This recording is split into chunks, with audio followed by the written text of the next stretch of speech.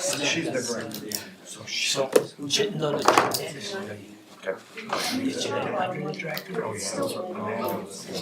Janet's the one that sends all of our emails. Yeah, she's on. It's kind of a You're on the mic. Thank you. I guess Amanda's not. All right, I'm gonna call this meeting to order. Okay, first matter of business for today. Oh, we have all council members present except for Councilmember Bolin, who will be here momentarily. We'll let you know. You'll probably see it, but anyhow. All right, first matter of business is approval of the minutes for January 6, 2026. Do I have any corrections, adjustments? And if not, I will entertain a motion. I will make a motion to approve the. Oh, wait, hold. And I just saw one, but it was corrected. It was in discussion item, a resolution authorizing the execution. Mr. Sorensen's name was spelt wrong, but I have already brought that to Jennifer's attention. The second Sorensen in that. Okay, now you can go. Thank you. All right, I will make a motion to approve the minutes for the committee of the whole for January 6th, 2026. As amended. Oh, no, Yeah, as amended. oh, it was So it's on the amended? record, I yeah. thought you had already, okay, as amended. A second. I've got a motion with an amendment on the minutes from Councilmember Turner and a second from Councilmember Pickett. All in favor, say aye. Aye. And Aye. opposed? Okay, it passes. We'll note that Councilmember Bolin has arrived at 4:01. About time. Thanks for that, yeah. All right, first matter of business is the Power Department report. We have Greg Lalonde and Matt Young's presenting. We got here just in time. I wouldn't want to miss my favorite. Thank you. Well, council, thank you for having us. We're see y'all. We're going to be happy to be here with you. And We're going to put the review. yeah, we've got some little things to hand out for you, so you can. It's going around.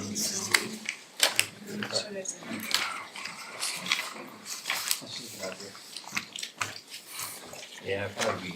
This is easy to sit up on. Wrong glasses. Oh, yeah, now we're. Well, we're here to kind of give our quarterly report on our power department, and we're very grateful for being able to meet with you not too long ago, and just want to say thank you. I kind of like that picture. There's not as much snow as there should have been, but it was it was a fun time. It's a nice picture. We made it out of that parking lot just like we. You're a pro. Like just that. Sure, one Yeah, so that's that's the intake up the canyon. We didn't lose anyone in the No, we process. didn't. I thought that turned out really well. Oh, yeah, that's fine. So, the only person not in there that wasn't with, there's Matt, but he's the photog that day, so. Anyway, that was just kind of fun. I appreciate, we enjoyed having you all together and just, being able to see everything that we do at the power department, so. And again, thank you very much, so. This is our agenda. We're gonna just talk about cash reserves, capital and bond status, major projects coming up, and then what's next and up and coming decisions, so I think this was put in code 2023, yeah, just as, yeah, so you look, the reserve target is 30% of the prior revenue, purposes for emergency stability and major disruptions, and if drawn down, gets replenished within 5 years, that's in the code, so it's, so that's kind of just a short synopsis, but so if we look at last year's revenue, we had a revenue of 46.4 million, and so that gives us a reserves required per policy at about 13.9 million, and as of right now, we're right in that realm. So this is a month by month snapshot of cash reserves, is that the right terminology? Cash reserve, is your cash balance. Very good. So you can see our all-time peak, back in October-ish of 22, we hit just a little over 31 million with our, what we had in the bank at one point. And then we had the really fun 2022-23 winter, where we went through about 12.2 million in reserves. I'm grateful we had that though. I mean, Is that when everything went nuts off? yeah, that's when gas pricing natural gas went to spike to like $65 a decatherm, where we're used to $4 to $5 a decatherm. Hunter plant is having coal restrictions. So it's just like this perfect storm. Different things were happening and power costs just went crazy. And we tried to do something with UAMPS, and by the time they got it in, they had to move past what we had left it. Anyway, we don't really need to get into that. But anyway, so that's the 12.2 million that we went through. And then in 2024, we spent about 3.8 million on AMI meters. And so you can just kind of see, I think Matt and I took over pretty close around May, June, somewhere in there. So we were right around 17 million about that time. So kind of gone down a little bit. We bottomed out right around $9 million. And right now we're back up to about 4.8 million. So we're on, it's looking 14, sorry. Yeah. I make them a little nervous. Yeah, there we We went go. back before. 14.8 million in reserves, and I think we're on a steady increase going out. Power costs right now are really steady, they're low. I hope they stay that way. I mean, we're going into, our summer, we're looking for summer stuff right now. We haven't really seen, gas pricing isn't gonna be outrageous as far as for our turbines, so we're looking forward to the summer and see how things go. But we're hoping it just stays constant. It'd be nice, because it helps us, it helps residents, helps the city. So anyway, so you have any questions on that? Any thoughts or anything? Yes. So if you do go below the required reserves, can you continue to go below the required reserves the next year? If you have to replenish it within 5, is there any restriction on how low you can go and how many times you can deplete it? I'm trying to think if it's spelled out like that in the code. I think it just says you have 5 years to recoup or to get back into where it needs to happen, and you'd have to start looking at rate increases or whatever needs to happen to get back up into that reserve minimum again. So that's the way I understand it, at least. So yeah. Any difference? You can, we should just start working on getting it back up as quickly as possible. So you could, depending on circumstances, you can see it went down and then it went down a little more and then it started to go back up. So, you could stay down for 2 or 3 years and then work your way back up. The goal is to get back up there in 5 years. I don't think there's anything in there, but what I think it does state is that the council will monitor with Greg. And something to the effect, then if you guys decided you wanted to do whatever you had to do to get the reserves back up. Now, does this have any, I'm assuming maybe yes, the legislators talking about reserves at 25% and the taxable income or amount on that, would that apply with this reserve too, or is that, Because that one's general fund is what they're Yeah, talking that's about, general this is fund. utility. what do we, I can't remember the. Enterprise. Enterprise, I think. Yeah, that's enterprise in Okay. general. I mean, I just thought for sure they snuck something else in there. I didn't do our 25%. And they worked so hard on us to have us go above that, and now they're saying, we'll penalize you. It's at midnight the night. Yeah. And to that question though, right when that happened, just after that happened, we were just starting a rate study. And so we got a rate study in place that rate study was designed to get us back within 5 years. So we're getting there.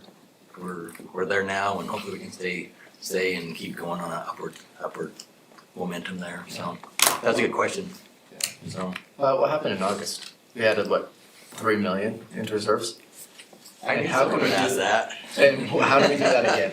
Okay, so part of that was, we paid 1.5 million for the transformers, so that was a reimbursable from the bond. Okay. And we got about $600,000 from IPP, another $400,000 from UAMPS, got some interest, so, yeah, so we had a really good upswing.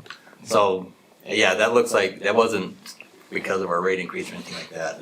Yeah, you know, it just kind of, it came through, well, naturally is the right way, but, I'm glad you noticed that, because we thought, someone's gotta ask that, right? Because that's quite a spike. Yep. So, but that did help us get back where we needed to be, so. Sorry, go ahead. Do you have a goal for the end of 2026 of where you want reserves to be? And how do we do that? Well, I was gonna say, turn your lights off, but we need to have your lights on to get paid. Cutter's already doing that. I We know have you little are. lights. Yeah, I know. Wonder where you need to keep it at 25?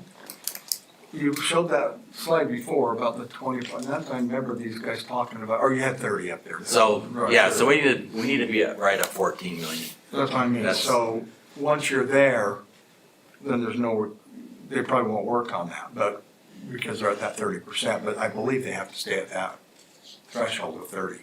So by July 1st is what you're saying, the end of this fiscal year we're in right now? I would hope, you know, if we were, 15.2, 15.3 million would be great. We'd like that, so. We don't have anything major coming up right now. We've got a couple of, just 2 trucks that we need to purchase out of this year's budget, so there's not anything that I see that's gonna take us in the downward progression on that, so I would, if we were at 15.5, then that'd be awesome.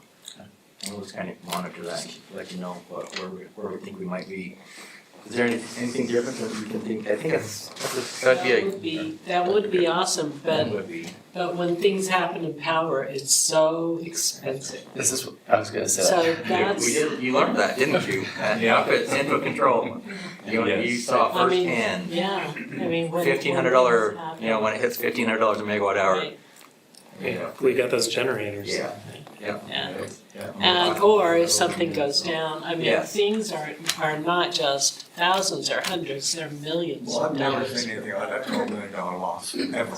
So- That's all. I mean, I've never heard of that. I've looked it up, I've never seen it. That was like the craziest time when those rates went like that. And then to think that where we're at now, hopefully they stay so we can build it back up For and sure. make up for some of that 12 million. But as you recall, every power department, I hate to say it, but there were 3 higher than us when I was going, oh, yes. Not the worst. Yeah, Lehigh and. Yeah, for sure. So, Right. to piggyback off Diane, I know that the code says 30%, but if we go above that, I don't think anybody here is going to That's complain, great. because if we have another thing like 2022? Yeah. If we're prepared, I would rather us have the reserves, so we're not gouging the residents with very high bills for 6 months. Yeah. They need So, reserves. Yeah, like if we have reserves for a problem, let's build them up as high as we can without killing our residents. Agreed. I would love to get back. I mean, I think we took some grief having $30 million in the bank. Yeah, I remember the But mentality. but that shows right there, you could wipe a third of that out in It goes in a fast. few months. I know. Mentality has- Transformer, 3.6 the mentality million. has changed also from, What mayor did you say? the mentality has changed. When we used to think, you remember how Didn't you hear that word. Anyway, the feeling has Right. changed of people saying, oh, you got too much in reserve. That's what I used to hear back in the day. I never hear that anymore because of what you said. And what you said is where all of a sudden it can be gone. Yeah. But they used to have that mentality of like, well, what are you were keeping our rates, raising our rates, but you've got 30 mil or whatever million in the, If you don't have the power department, you don't know that. Yeah, I you- mean, I it agree. can go so fast. it That's- causes a lot of stress around here. So I've been here 18 years. I think I started in 2008. That year, on the books, it said that we had borrowed $8,000 from the water department to get through. So we were at 0. So we were able it was, low interest, or low power rates again, and just this perfect storm to get to that 30 million, but then, so we're half of that right now. So if we can get back to that, we'd love to have that back in the bank.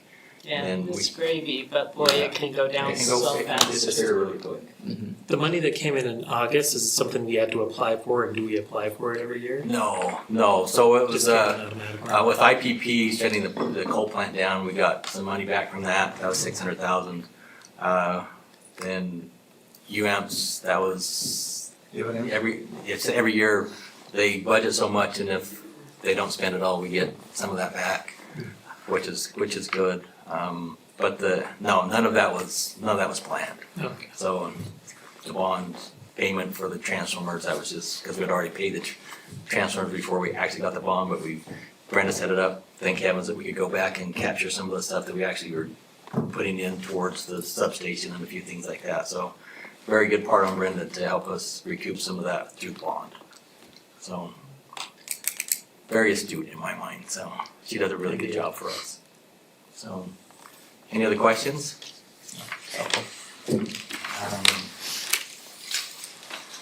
So this is our bond amount. We started up 19 million. We've had about 8.3 million in draws. We've earned about 400,000 in interest, and we have a remaining balance of 11.1 million. And Brenda's managing this very well in the way that we're spending stuff.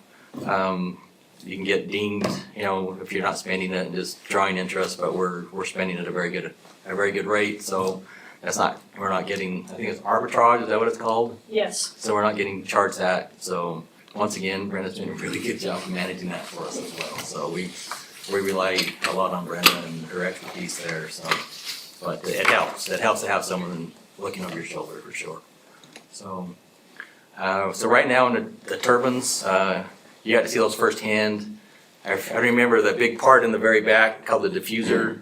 That's the last part that's on order. That's the $254,000 part.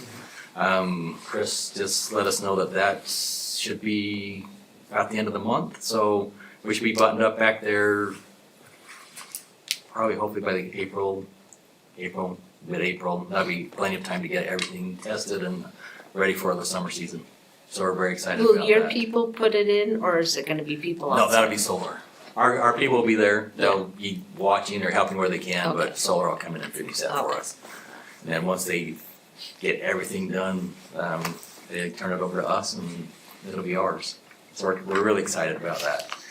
As we talked, it's just one of those things that our employees are so excited to be trained and knowing what needs to be done, and we can do as much maintenance as we can, but we'll rely heavily on solar as well, because they have the expertise, and so we'll work hand in hand with them.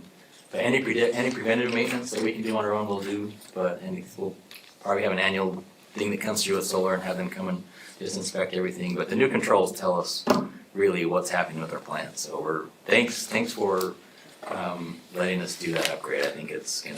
Well, I think it's gonna be pretty beneficial for the residents. For sure. Well, yeah, I mean, so we're spending 8.2 million. If we were to replace that plant today, 30 megawatts, I bet it'd be a $40 to $50 million plant. And we're getting it rebuilt with one new turbine for about 8, so money very well spent, so thank you. Yes? Sorry, when you say that'll be solar, like that's a separate entity, that's. Yeah, so the turbines are solar. I mean, it's SOLAR. so that's The company, got it the right. turbine manufacturer. I was like, I thought we. Yeah, I should've- We did something. I I should- gotta yeah. Pronounce it if it's a Solaire. I'll say solar. Solar. Yeah, we'll call it solar. TM. Yes. So anyway, yes. Good question. So, yeah, thank you. There's not a bad question, so please, we want you to learn as much as you can, and we're excited to have you on the council, so please ask. I might prove you wrong there. No, we can. We'll see. Okay, then our central substation, so we have transformers ordered. That's the 3.6 million apiece. So 7.2 million total. We've paid about 1.5 million. And so we've got a remaining installment payments. They should arrive March of 2028. So that's, when we first started, it was 4 years. almost, yeah, so we're a little over a year into it now, so. But once that happens, once we get him here, we'll finish this. So right now, we just did an RFP for a design engineer. And so that's been awarded, well, I shouldn't say that, the RFP has been out, I think we're working out contracts right now, so. But we're excited to get that in place, and so they can start designing this, and, we have a construction estimate of about 3.5 million. I mean, that's just kind of a really rough guesstimate, so we're looking at a total cost of 11.2 million, and we paid 1.5, so we're looking at about 9.7 million is the remaining that, we'll use up the rest of our bond with. So. Where is this? That's the central stuff. That's the thinking. Remember how we walked back and saw it? So we're gonna build right on site. So thanks for asking, because people are probably wondering, where's this substation? Central substation. It's right behind our power plant, or right behind our admin building. So it's just to the south of us, between the railroad track. So thank you. I appreciate that. That helps because someone might not know. I mean, so you're there and see it, right? So our central substation, that's the one they're rebuilding. So that one's moving along pretty good as well. So the pen stock we've had someone come and look at that. We've had people in it. We've actually had our people in looking at how it fared from last year, and it's a little more damage, not too much, but so we have had someone in, so we'll put an RFP out as soon as we can for the pen stock. We'll run it again this year, so we'll have hydro if we have water and snow. And then sandy siphon, we'll put an RFP out there, but we've got a budgetary number of about 360,000 to fix that. And once that's repaired, Chris has been working with Sandy. Does anyone help us? I was just gonna say, don't Well- they wanna help make Yeah, they sure, no, they don't, They're but, not. they've got a big valve they've gotta put in, so they have to pony up a little bit of money. So we're working with them to make sure it all gets all gets done at the same time, and so, we'd have to do an RFP for that, so, anyway, so you've seen that one now, you know what the sandy siphon looks like, you know what our pen stock kinda looks like, you've seen I do. you've seen a piece of that, so it's awesome. I'm grateful we had that tour. And so this is what we had. These were our future projects that we had in our CIP. Vehicle storage that might be put on hold. We might not have enough money for that one. So, but yeah, it's important though. But as we go through this, so we have 9.7. Actually, why don't you run through the math? Now, where would that be? Where's the, So right south of remember we showed you the big truck we'd build a brand new building right there. Nothing fancy, just so it's on the property? on the property, that- yeah, just south of our warehouse. Yeah. So it'd just be a metal building, some garage doors and a cement floor, so I would hope, well, we'll see. But I was just gonna put it on the back burner for now, so you might see that in another year's budget, so.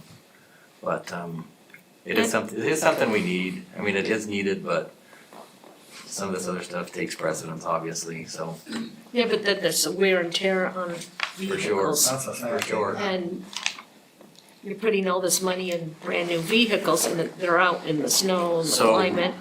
So maybe we'd have this discussion budget time, it'd have to probably come out of reserves or something like that, but, I mean, we can have that discussion and put it out there and see if that's something we wanna proceed with, but, as of right now, we'll see, and then once we won't have the substation done for another couple of years, so we won't know how that settles out, but we might, I mean, we'll have that discussion and we'll see if we will have someone just come and say, just bare bones, really, I mean, just nothing fancy, and maybe it's not the 1.5 that we think it might be. So we'll go down that road still. I don't wanna write it off completely, cause it is important to us, else we wouldn't have put it in the budget to begin I'm with, with so. that. Well, I just feel like we're buying 2 new trucks, did you say? They're brand new. The heat is really hot. Right. This- It sure is. We have no snow, but Yeah, the heat for is sure. really hot, but. Well, I appreciate that. We'll look at that very seriously. Yeah, a large tent. Yeah, There you go. that's true. Get it from Well- Diamond Rental. We'll figure out something. How's that? The pen stock is an estimate at 2 million, and initially when we were looking at costs, we did the best that we could, right, when we were looking at the cost of how much we wanted to bond for. And Sandy Siphon, I think we had 600 in there, and that has come in cheaper is what we're looking at, so we're hoping the penstock isn't as expensive. Same with the central substation, but it's just as likely to be more money than it is less with the way things are, right? Yeah. So And the penstock that was rebuilt, and the people didn't do a very good job. We're still looking into We're getting. still working on that. Okay, that's okay. Yeah. I'm just, Yep, you know, we're I'm still- gonna, nope, I we're want. still working on that, You know, okay. Appreciate the question. yeah, good questions. And, yeah, that's, Okay, so really the outlier here was the brand new turbine that we weren't expecting. So we weren't expecting to have to rebuild or buy a brand new turbine, but, yeah, we're gonna be better off for that, so. With latest and greatest technology, it'll pay for itself, so I'm not worried about that, but that was the outlier that really we weren't looking at when we went out for bond, so. Okay, so I don't wanna go into depth on this, but just know that UAMPS is coming, March 17th, Committee of the Whole. We'll talk about EDAM. I love that name. Energy Day Ahead Market, we'll be starting that May 16th. That's the right date, Mid-May, yeah. Mid-May. Is when it goes live. And then we'll also look at the UAMPS. They've got a new pooling agreement that they've been working on. It's to the point where it's going to get approved at the committee level at UAMPS, and we'll bring it to y'all and we'll ask for your approval on the new pooling appendix, and we'll talk about that in committee of the whole in depth on March 17th with UAMPS. So how So are you it's- feeling about that? I'm a little nervous about the Energy Day Ahead Market. That one it's just the unknown. It's just the unknown. We've been told it's gonna help keep rates level or even lower. I mean, we'll see. Who are these people, the pool people? Where's? Oh, the pool, that's Yeah. UAMPS. So Yeah. we're working off an agreement that's like 20 years old. Oh. So now with everything that's happening with EDAM and Energy Day Ahead Market, all this stuff, Mhm. it just needs to cover, went from a 4-page document to, how big's the newest document, GL? That 13, 12, 14. 12 to 14 pages, so I mean, it's Just needs to be updated. it's just something that's needed to be updated probably for a long time, and they've used this Energy Day Ahead Market to help facilitate a new. And it's also geared, I don't know if it's geared towards, but I mean, if we do that, if all requirements, some people want to get into all requirements project at UAMPS, it helps with that as well. So, I know you've heard about that, I was talking a little bit about that as well. So, And we don't have a choice in this. not the EDAM part, no. No, that's, so we're That's tied to. concerning, I hate that. I know, since we're tied to Rocky Mountain Power, they're our balancing authority, yeah, we get to follow them, Yeah, so. Did we talk about this 4 years ago, Diane, Mayor? How You come, have talked about it, I don't know how many years ago, but. Yeah, it's been, that name, we've been trying to put it out there so that at least it's familiar to You you, probably heard about it when we went to the power thing last year, when we went to St. George. yes. Yeah, that's That was probably the very first, not the first time, but Yeah, it was- it probably got, at your level, that's probably the first time that it actually was talked about after UAMPS. So, that's why yeah, it that's sounded exactly, familiar. yeah, St. George a year ago, huh? Yeah, So, yep. Okay, so that's coming up. Master plan, we're so excited to get this thing done. We are. Don't believe it. Yeah, I mean, sometimes between now and a year from now, that thing will be done. I'm just kidding. We've had some really good meetings with the new engineering firm that we've hired, and I wish I could let you see just the amount of data that gets dumped on them. How many data dumps have we Just done? sent over We just 100 did a- files to them. We just did another Yeah. one just lately, Yeah, just lots of. so it actually goes down to transformer sizes. I mean, so it's down on, we should have put up a map. Well, you got to see the map, you got to see our map up at. Yeah. But yeah, so this is just, it's insane, the amount of data that they're compiling and going through and the model that they're making and getting for us. So when it is done, it's gonna be amazing. It really is. And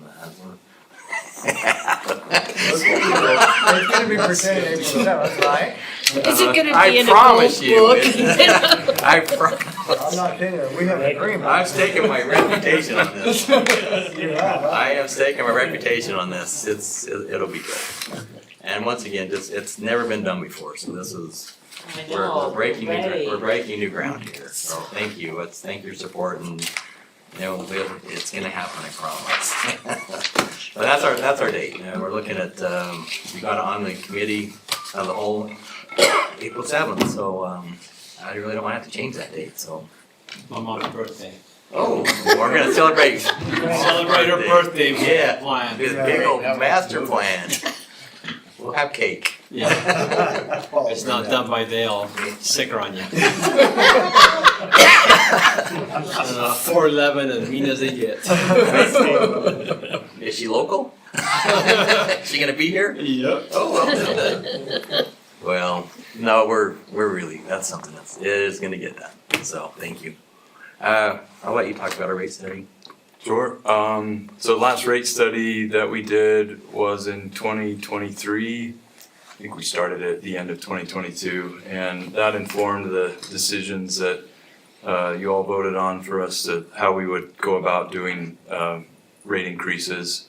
And so we've gone through the last of 3 of those this last August, and so the rate study, as I think you're all aware, looks at our rates and rate structure and looks at the cost of, they do a cost of service, so it looks at each customer class and what the actual cost it is to provide electricity to each class of customer. And so we're using a different firm this time around.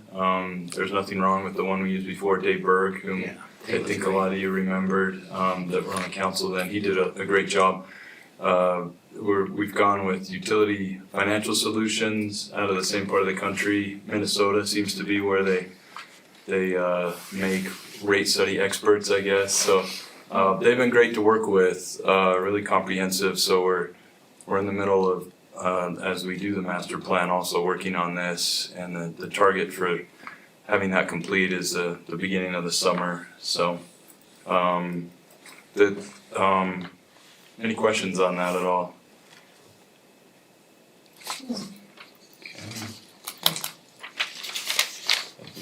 Okay, well, that's in a nutshell.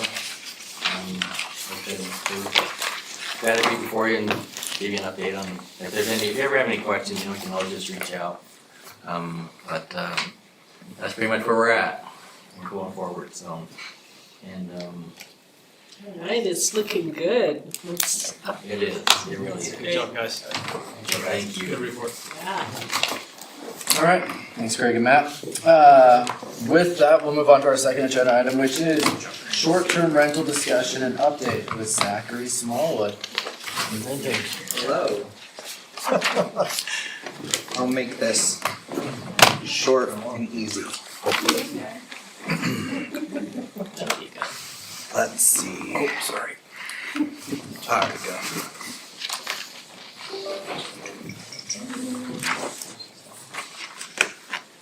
Okay, so, as promised, in 2024, we were gonna come back and just give an update on how the ordinance has been working, this past, calendar year 2025 with all the short-term rentals. So I'll kind of go through a little bit of where we were at. So back in 2024, there was a loophole found in the code that allowed for short-term rentals. And so the council instituted a temporary land use regulation, which is also known as moratorium, to address that loophole and kind of get through all the short-term rental stuff that we had going on.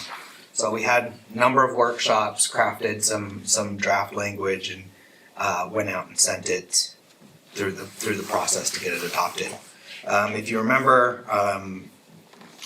we met with a team called Granicus that was going to provide us with some services to identify addresses that are currently operating short-term rentals. At that time, they showed about 180 in Murray. So we'll come back to that moment. But kind of high-level overview of the ordinance that was passed. So there are 3 types of short-term rentals: a dedicated vacation rental, which means the owner doesn't live on the property. It's pretty much just an investment property. Unhosted sharing means that the owner leaves the property when they are hosting. And then hosted sharing means that, they're staying on property while also renting out to somebody on a short-term basis. As part of the ordinance, the council decided that the unhosted and dedicated vacation rentals are not allowed, and that hosted sharing would only be allowed. So, because of the loophole with consultation with the attorney's office, we couldn't just outright ban the ones that already exist. They were kind of determined to be a non-conforming use. So we had to allow some registration of that. That was kind of our big push this year, was to see what we could do to get there. So what we've done so far, drafted application for new short-term rentals. So after going through with Granicus and refining everything a little bit more, they ended up finding 116 potential non-conforming And that's on short-term top rentals. of the other number? Nope. So that 180 came down to 116 Okay, of the addresses we found. okay. So we sent a first letter in May of last year, giving them till the end of July to respond. And then we sent a follow-up in June and gave till August. No wait, that's a lie, July, and then we gave them till August. So how it's gone, so we got a response rate from about 56%, so we're at about 56, nope, just kidding, I have the number, I wrote it down specifically. 42 of those dwellings actually registered as a non-conforming. 14 of those we received, the letters came back to us, so returned. And then 9 actually clarified and said either they're not operating or they've never operated, so they opted out of the program. What did you do with the letters that were not responding back? What did you do with those houses? Right now, nothing, but I'll get to that here Oh, in just a okay. second. So of the ones that that registered, the 42 that registered, 90% have obtained a business license. So that's great. We still have a couple that we need to work on. We've had 3 new short-term rentals under the new standards, so just the hosted sharing. And then we had 4 code enforcement complaints in all of 2025 regarding short-term rentals. And that, I can confidently say that none of those were from the ones that are actually registered and have a business license. So that's good. So to go back to your question, originally we didn't have much recourse in the way of kind of going after these, for the ones that didn't register. However, with the adoption of that new administrative code enforcement, that new team will be able to go out and actually take the addresses that we've identified and go out and be able to look at them a lot closer. So it's great. We're really excited for that. So That's neat. yeah. Good. So then what comes next? So right now, I think we're good, just staying the course. I don't think anything really needs to change. Everything seems to be going pretty smoothly. It was kind of rocky at first when we got the registration all set up. Business license was inundated with a bunch of questions. Had a bunch of questions, but it's all calmed down now. Like I mentioned, enforcement through the administrative code enforcement will allow for greater compliance now. We'll be able to go after the other 51 that I have kind of out there. And we'll just continue to evaluate how it's going. And if we need to make any adjustments, we'll obviously bring it forward through a text amendment. Yeah, and I'm happy to answer any questions. Like I said, pretty quick, so. Question. Yeah. So, if they are grandfathered in, the ones that existed prior to our code that we put in, they still need to have a business license?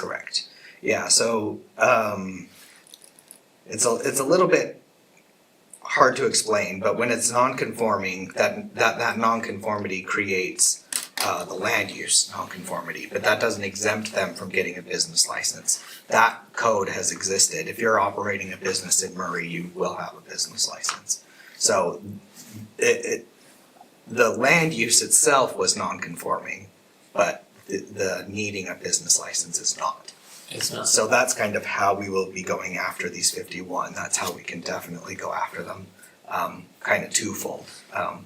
One, now by not registering, right? Even though we've identified that. And, you know, I've tracked every returned mail we got. So none of these were returned, so I have to assume the people got them.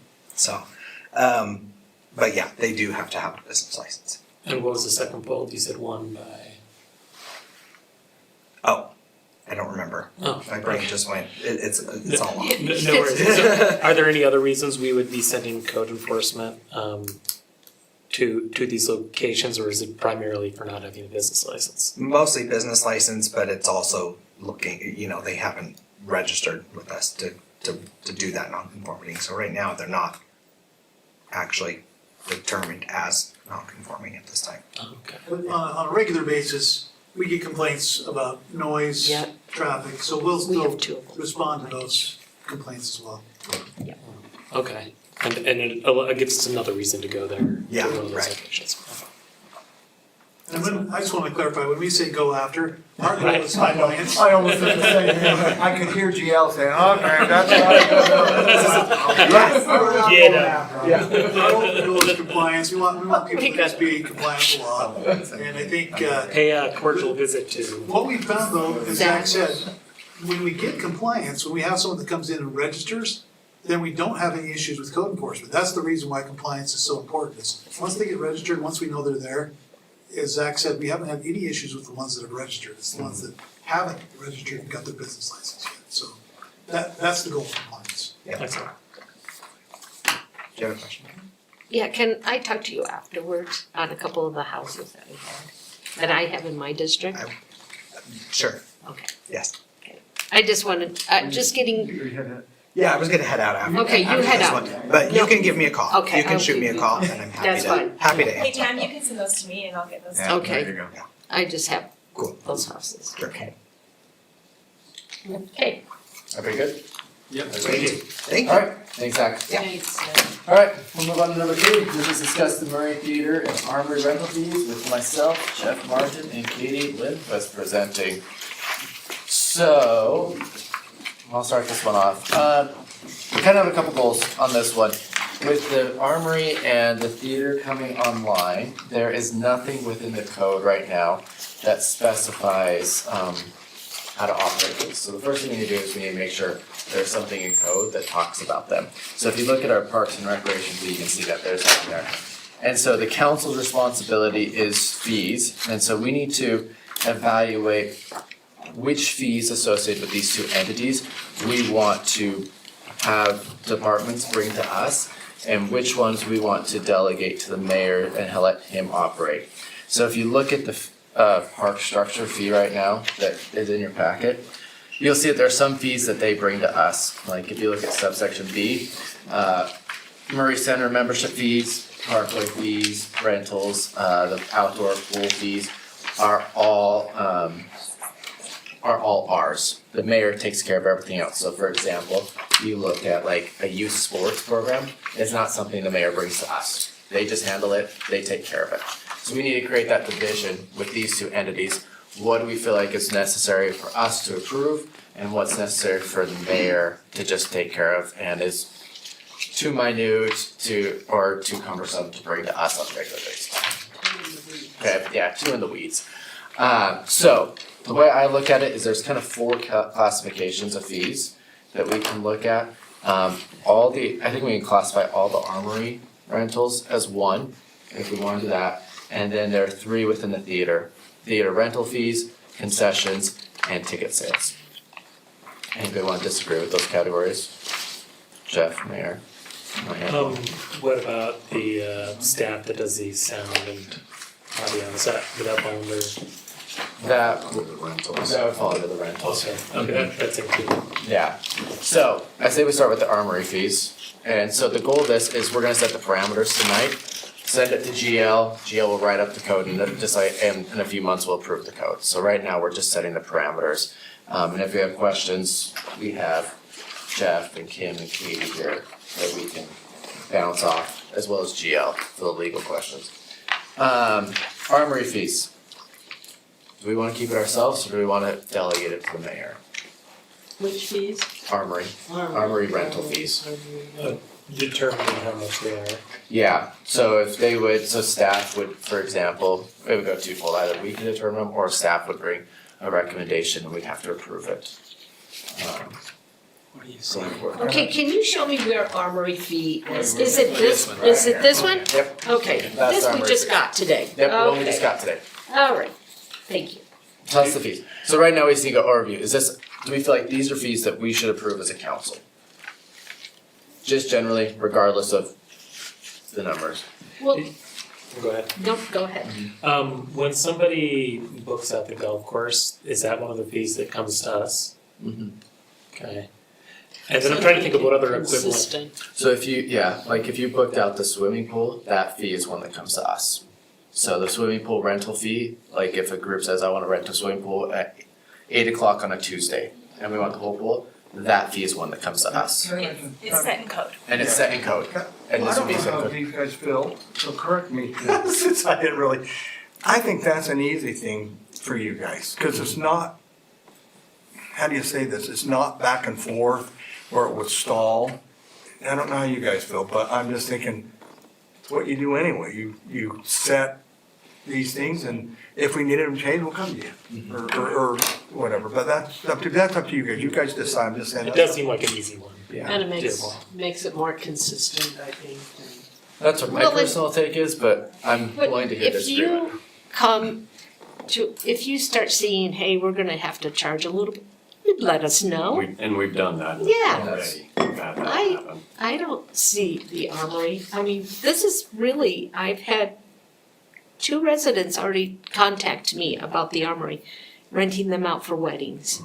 And they were very excited for the cost of what it would cost them to go to another facility and spend several thousands. Right. And so for that, for the residents, you'll keep us up to speed. You'll go, hey, listen, we might have to increase because there's some wear and tear on our garage doors or our flooring or our furniture or whatever. I don't see this a problem at all. Yeah. I would handle it just like we handle the golf course. How, just, So we approve this. And we approve all. Right.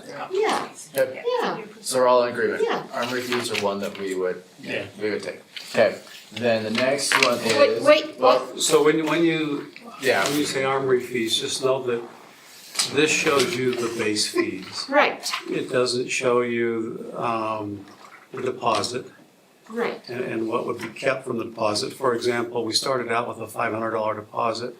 We quickly learned in 2 instances that $500 didn't cover it. And there also are some fees that we have for additional staffing, audiovisual staffing or different staffing that needs to be done. Normally, that's not included in something that at least if you look at the golf course even, I don't that's not think we included, need it's to. the base fees. Right. I mean, that's too Just because I within think, the weeds. yeah, somebody said getting in the weeds and cumbersome Yeah. or take, I don't think we- sometimes you need to react. I'm with And you, the Diane. variables, I'm with you. we don't know all the variables. Yep. I think we know most of the variables, but the armory. Yeah. Maybe not, Yeah, so these additional fee ones, I think, are ones that we would probably like to be able to manipulate where we need to. Yeah, we don't need to be and involved quicker. in that. Yeah. I'm with you, And if any Diane. of them become an issue, I'm sure we'll hear about it from the resident, and in Right. which case we can bring it up. Yeah, I don't think it. if you're hearing from the residents, we're doing something wrong. Such a good price. But, so what I'm hearing for but the the, rental, so what I'm hearing for the council is this part we would codify as has to come to the council, and we would delegate this portion to the mayor. yes. Incidentally.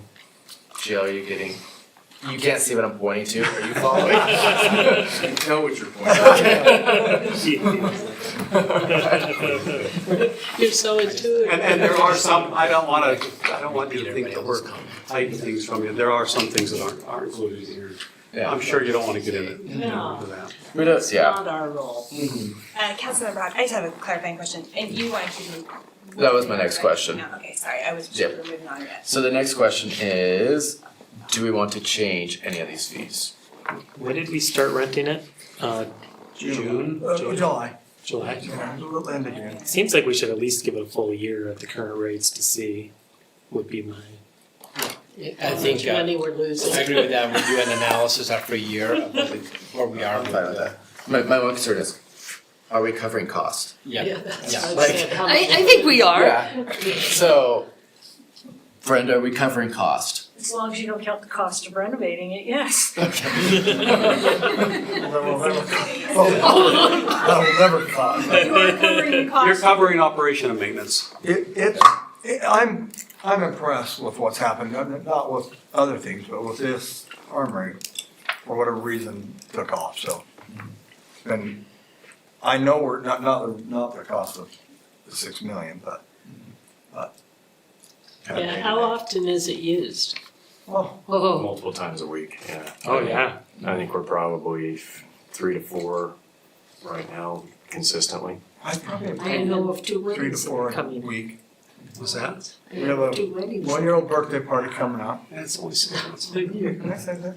Because there's no name. 1-year-old birthday party with alcohol. I'm laughing. I'm over there going like, it's for Love the. it. It's for the parents, they survive. Listen, have an You gotta 18 survive the 1-year-old I screaming. think that's kind of what, the 18, I'm all for it. the 18-year-old party, no alcohol. And there's, so it's getting used, seriously, I just saw that, 1-year-old birthday party to an 18-year-old graduate that's going through. So, and then in between weddings, reunions, parties, get together, it's just, it's being used a lot. I can see this just continuing where we're booked nightly. That's awesome.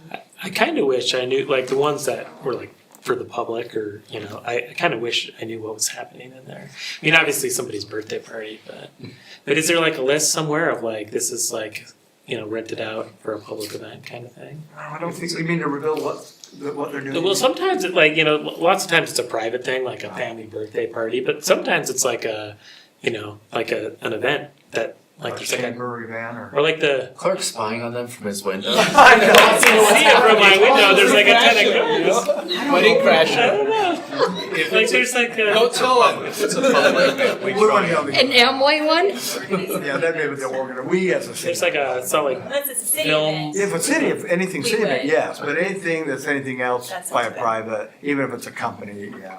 We could use that. Okay. Yeah, but Pam, would you control Clark? Clark, we don't. I love it, Clark goes, I wanna know what's going on there. I did have a resident call me over the weekend, 2 weekends ago, and they go, so how do we book this for my daughter's wedding? And I'm going, well, here's her number, here's her address, here's her, Yeah, yeah. look here, Plan ahead. look here, look here. I like what Councilmember Pickett said, let's evaluate this in a year. Yeah, A year analysis and come back and look at it. Yeah. Mm-hmm.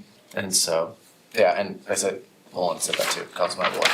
All right, so we're good with the armory? Any other things that I'm missing? You're saying, so the additional fees would stay with the mayor? Yes. Okay. Yeah, so those fees of like the security deposit, wedding fee, alcohol permit, food truck, those will stay with the mayor. Okay, now, that was the easy one. I think the theater is a little bit more tricky. So, That's why I have Katie here. yeah, that's right. All right, so let's start off with tickets there. Let's start with concessions. Do we want to delegate that to the mayor or do we want to keep it ourselves? Concessions. I gotcha. Concessions, popcorn, soda, that kind of stuff. I don't think so. I think that just needs to That'd be stay really hard, with these but guys. with whatever, that'd be That's getting in the difficult. weeds again. I'm with you. I'm I with just want to. Diane. I'm with you. It's too much, but we gotta make a decision, so we gotta put it in code. Okay, ticket sales. Well, for events that the city puts on, or This would be everything. Yeah. That moves. that'd be really hard. You could do that and we'd be okay with it, but we'll be here every council meeting Right, talking well, about ticket that's in sales the for weeds 2 again. months from now. That's Different too much. plays, cost different amounts of money to put Yeah. together. That's your Every expertise. concert is different. Jeff, that's your. Movies, you could say they're the same, but still, there's gotta be some ability to change quickly to adjust to the That'd be way market. too hard, Yeah. I think. I think if we did that, our city council meetings would become like 90 minutes of approving ticket fees. I mean, we'd love to see you. Every week, 90 minutes of us just going through fees. You would be changing back real quick. I do have a concern with the rehearsal fee, So that goes into the overall rentals. overall So rental. let's start, so if we delegate those to overall rentals, do we wanna keep that to ourselves or do we wanna delegate that off? Can I just, Cause what, on the last thing we were talking, like Yeah. tickets, do those get discussed at all with the arts board, Murray Arts Board? They do. Okay. Yep. So, yeah, I mean, that would be my, But because that's in not- theory, Yeah, but that's not, just so you know, that's a decision we do with them, cause they're not a governing board. And Right. so, but we definitely have them, but they were a major factor, you know, you've been on it. So they were a major factor in helping. in theory, they should have more informed input than we would have on the ticket prices anyway. Yeah, and we will. okay, so the overall rentals. Paul, what's your concern? And then this might lead us into, And what do you What? mean by that overall? well, when they wanna rent, when a group comes in and wants to rent the building. Yeah, so we, Or like a let's just say dance performance. a dance, right? And they want to have a rehearsal. Same as this? The rehearsal is $75, according to this right here. Is that what I understand correctly? So what I think you're thinking of in that rehearsal, it would actually fall under probably the single day performance. So, Like the but if they're rehearsal. performing on Friday and they want to come rehearse on Thursday, do they Yes. pay performance both days, or they pay $75 on Thursday and $400 on Friday? I think it'd be full, Katie, on this. No, that's if they have like a full day rental. Let's say like they wanna come in the day before to rehearse. That's kind of like a dark day where they don't need a full tech, they don't need, like, it depends on if they wanna, like, how much staff they're using. Basically, if it's an empty day that So we're an not. empty building, they pay $75 on Thursday. But they have, it comes with, like, they have to have an actual full day. Katie, will you come up? Yeah. Yeah. Come sit up here. Yeah. So we catch you on the microphone. So there would never Jeff be. doesn't want to share right there. No. I mean, I understand it's tied to a full day performance, Yeah. but my concern is opportunity cost here. So if somebody comes in and say, you know, we wanna rent it for Friday, dance performance, Thursday's gonna be our rehearsal day. We don't need anybody in there, just turn the lights on, and just walk in and out, do our whatever. We've now lost the opportunity of making $400 that night. But we wouldn't be doing anything there that night either way. Even, you couldn't have back-to-back performances with different people? You couldn't have a comedian on Thursday and a dance on Friday? We could, I prefer So what I'm saying is opportunity not to. cost is Yeah, something okay. we're taking a hit on. Yeah, so, Yeah, Yeah. you're right. I'm just, questioning that, the business nature of that would say, is this, because in reality what we're doing is we're running it for 2 nights for $475. So it comes to $238 a night. So I could see that we would be getting back into the weeds a little bit where maybe that second performance, that second night needed a stage setup of some sort that you wouldn't be able to have a performance the next, or the Should night. they have to rent it for 2 nights, So- should they have 2 Right, performance nights? I think you kinda get it. Two $400 nights. Right, I think you would have, it would kind of be a smorgasbord of just, fees and that's where if you were to come up with one single rate, it kind of hand ties Katie from being able to decide how this really fits best to what they're trying to rent.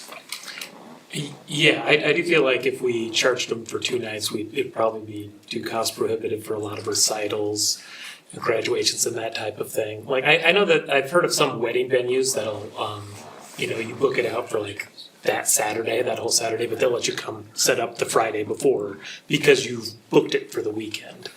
One of my questions is let's say you have somebody on a Saturday that wants to do a dance recital, but we have like a concert or something on a Friday. So does that mean you can only do something that needs a tech rehearsal the day forward, just that has to be like on a Friday, I guess. That can't be a Saturday, because often this Friday will be booked already with something else. That question. So what I'm saying is that, like, you know, for a weekend, I guess the opportunity cost is really on a Friday, Saturday. Friday, Saturday, yeah. Thursday, you're gonna Yeah. be less likely to book something anyway. So, but let's say we have like a tribute band on a Friday, but a dance like Studio 56 or somebody like that, you know, like a Murray dance troupe wants to do a recital on the Saturday. So that means, does that make Saturday kind of impossible for them if they need a before day, or could they like come in after the performance I would not let them come in a day that we have an event. that we have an event? That's really hard on my staff, Right. because they have to be there the entire time. So like, the only time we ever do that is if it's both a city event, so like, we have Harriet right this weekend. She's performing Saturday night, but Marvelous Wonderettes is rehearsing Saturday morning. And then like, right now, like, so like, if it's our own stuff, we can work that out, but with rentals, I personally wouldn't do that to my staff, to do like, even back to back is already hard. So that's where I'm like, unless you guys want me to rent every single day, I will need a lot more staff. Yeah. Right. So we could only in theory rent every other day. But if we're, Okay, so in 2 weeks, I'm trying not to get out of the weeds. In 2 weeks, we have Marvelous on Monday. I'm running in movies on Tuesday. We have a rental on Wednesday, and then Marvelous Thursday, Friday, Saturday. So like that's back to back, but they don't need a day before. Like they're like a very simple, very like 4-hour total event. So city stuff like movies or a city play can fill in the gaps Yeah. between. And you had, I don't know if you guys can, but Jingle Jacks or the Five Carols, Oh, they yeah. needed rehearsal time. Yeah, they did. I mean, they just couldn't come in and they don't charge, meaning Yeah. they're free. Yep. I don't know. Well, for city, Yeah. So anyway, so they needed rehearsal time. So really, you had that, but you couldn't do anything during No. whatever time frame they were there, practice, rehearsing, or the production. Seems Sorry, like Paul, I that's continue. in the weeds too much. I mean, how, So- we can can't make it determine simple. that. And it may be that you want to follow what Paul said on the Armory and give Katie a year to, this is her first rental she's talking about. Yeah. yeah, I don't know that Katie really knows 100% all the variables and how rentals are going to work. Maybe you want to wait for a year and have this discussion. Yeah. I don't know. Rental's so different. What we could also just do, like we're doing with the Armory, we set the base and let them work through all the other costs. Like we say, base of a rental is this much. If you have to negotiate up beyond that, it's an executive decision. Good. But even the base we're learning, she's working with a 501c3 and a Murray nonprofit. We don't have base fees for that. I'm not sure where the mayor lands on that or where the council lands on it, but it might be wise to let Katie come up with some recommendations, given some time to make those recommendations. I give it a year, just like the Armory. These are brand new venues, and you're the experts on both of these venues. There's also a philosophy question you could ask is, are we looking to do city-sponsored events, or are we looking to generate revenue? And Yeah.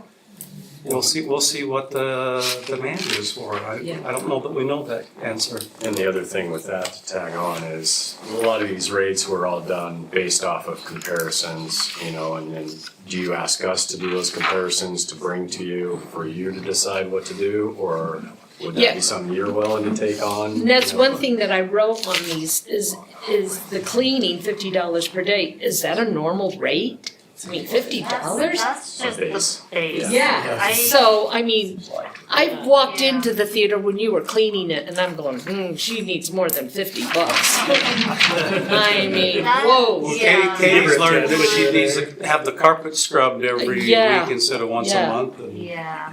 That one has been in the real work to change. It's been going more to the 250. And then these other rates, basic drum kits. I mean, you have this list of things and it says, are these standard fees?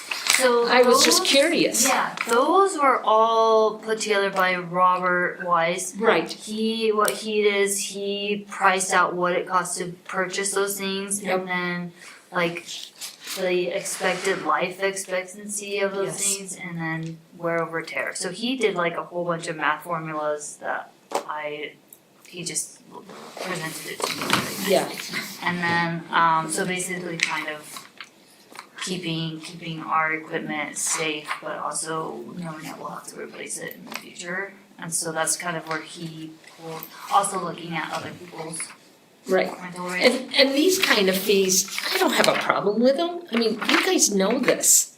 I'm not gonna go out there and go, well, let me see if this is right. This is your job. I mean, I'm not gonna question your work. So previously, we would rent from the school district, like Hillcrest, junior high. How does it compare? How do these compare to what we used to pay for school district prices? I don't know what we paid, cause If we you're- went- If you're somebody that's a citizen going to rent from the school district, the school's a lot more. We had to get a $1 million insurance policy. It's oftentimes, and I'm not speaking for the school district, but I think they have their fees set so that they don't have to rent it out. Yep. Yeah, I mostly based off of the county venues and then, like the Utah Theater up in Logan and Does that make sense? like theater venues of comparable size. And when did we start renting out the theater? Just barely. These will be the first rental. 2 weeks from now? Well, Free. the first paid rental. Right. Yeah, this is new, you guys Yeah. need some time. I was just wondering if we were to give you a figure year this out. from now, a year from. Yeah, I say January 2027, because there's even things where after I'm like seeing what type of rentals, I'm like, oh, okay, there needs to be some changes or some, it's not so, everyone's very different, like a week-long rental versus a 4-hour rental. So it sounds like what we're leaning toward is we codify Armory right now and we wait for the theater. Yep. Okay, so let's put it on for January 2027. That sounds so far away. That sounds so fun. Oh, It does feel so far away. Okay, so we'll plan for that of committee of the whole for a year, and then so right now we'll just do Armory. Okay, everybody good with that? Alright.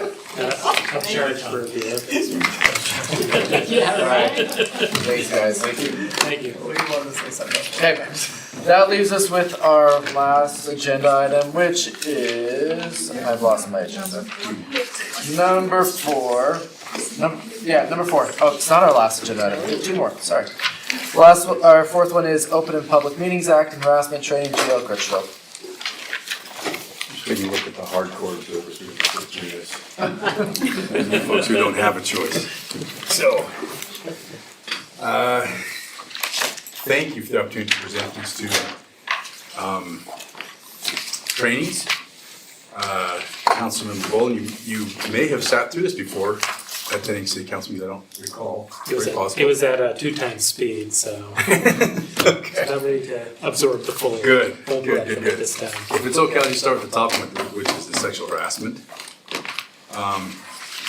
This came about from Councilmember Turner, if I recall. Yep. Her request that we Many years ago. train this annually. We've done it since then. I think it's a good reminder that we do. But it's not required, but I think it is a really good thing to do. Training, I find, keeps us out of trouble. So, very happy to do this one. The policy we have there, you can see, foster and maintain a work environment free from discrimination and intimidation. I think those are the 2 key words, discrimination and intimidation. Toward this end, the city council won't tolerate harassment of any kind that is made by a council member toward other members, staff, city employees, or members of the public. That also goes towards situations where if council staff was being harassed by someone else, not an employee, but someone from outside the city. then you would be involved in that as well. Who's covered? You see we passed rule number 9 in the council rules. Council Relations Anti-Harassment Policy, that's what applies to the new folks. Jeff, do you have a question? Okay. Harassment is defined, unwelcome conduct based on race, color, religion, sex, national origin, age, disability, genetic information, so on and so forth. You can see it there.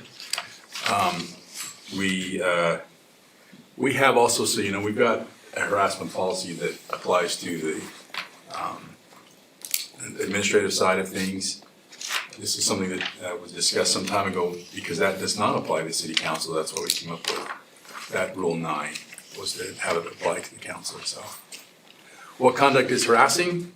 Demeaning comments, could be in writing or orally. Unwelcome epithets, gestures, other physical conduct based on the protected classes. It does not have to be a sexual nature in order to be illegal. Offending conduct based on a victim's gender that is severe or pervasive, for example, could create a hostile work environment. That would also be illegal. Sexual harassment is a form of sexual discrimination. EEOC, Equal Employment Opportunity Guidelines define sexual harassment as unwelcome sexual advances, requests for sexual favors, and other verbal or physical conduct of a sexual nature when probably the ones that apply to you would be, if you go down to the 1, 2, 3, well, I see 3 could, third bullet point, submission to or rejection of the conduct as the basis for employment decisions would be applying that to council staff. The next one below that would be conduct of a sexual nature that has the purpose or effect of unreasonably interfering with work performance, and conduct of sexual nature that creates an intimidating, hostile, or offensive work environment. The other 2 probably would not necessarily apply in council. Unwelcome conduct means it's unwanted, and I think the key to this is the person who is the subject of the victim of the conduct is the one who decides if it was welcome or not. And either gender may harass, either gender may be a victim of harassment. The conduct also does not need to be sexually motivated, it just needs to be based on the victim's gender. There's a list of inappropriate conduct. I think we pretty much can agree on these things that are inappropriate. I think that second bullet point is pretty important, which means if it happens often enough or severe enough to make one uncomfortable, intimidated, distracted, then it's going to be illegal. Next page is also more. I think these are a little bit more. Some of these are a little bit in the gray area. I think if you just stay away from them, then you'll be fine. And that would be compliments on an employee's appearance. Not every compliment is going to be inappropriate. You just have to kind of know your audience. What? He said, I'm in trouble. the mayor, you look good to the mayor. Like, oh, I can't tell you that anymore. I like it. Was that welcome or unwelcome? I like that. You're just fine. Just saying, You're fine. Like your You guys hair. were complimenting GL and Greg on their suits. I was complimenting you. I'm pretty trouble. I don't think I was around at that point. So if you just go down that list, those are things that we want to try to avoid. Unwanted gifts of a sexual romantic nature. I haven't seen these. I don't think this is going to come up. I'm not that concerned about those types of things, those explicit things. It's more the things that you don't think would be harassment. The laws that do apply to this are federal. You've got state, and then you've got the council rule 9. Reporting it. Now this has to do with the separation of powers. If it's an incident involving a city employee or an appointee to a board or commission, that should be reported to the mayor. That would be an administrative action. If it involves one of you, council staff, then you'll come to me. That would be reported to me. And based on a report and a prompt investigation is undertaken, it's confidential as much as it can possibly be. I cannot promise absolute confidentiality, but for the most part, we don't talk about this beyond who is involved. Corrective action. Anyone who is found to have violated this policy is subject to corrective action. It depends on the gravity of the offense, and the city council will take whatever action deems necessary to to make sure it's not repeated. Gia, Yes. going back to reporting inappropriate conduct, Yes. what if it's the mayor? Who does the conduct? Don't go to him or her. You would, what we would do is you would come to me and I would likely get outside assistance to do an investigation. And then there'd be a report, and that report, depending upon what it was, it's not like we can, I can't fire the mayor based on this. Right. We can have a conversation. There may, I don't know if the council probably can't censure the mayor, but there would be some sort of, well, probably not impeachment, probably not impeachment. That would be something I would think would be resolved in a lawsuit of some sort, frankly. I do.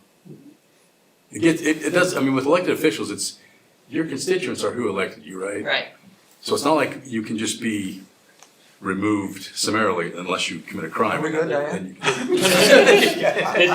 So we're gonna say names, You but know. yeah. I know. So there was a neighboring city that Yes. recently went through, so I mean, did that mayor just resign or was the mayor removed? So I think it was a councilman, it was the latest I, It was a councilman. I mean, he was planning on going to resign, that they helped him.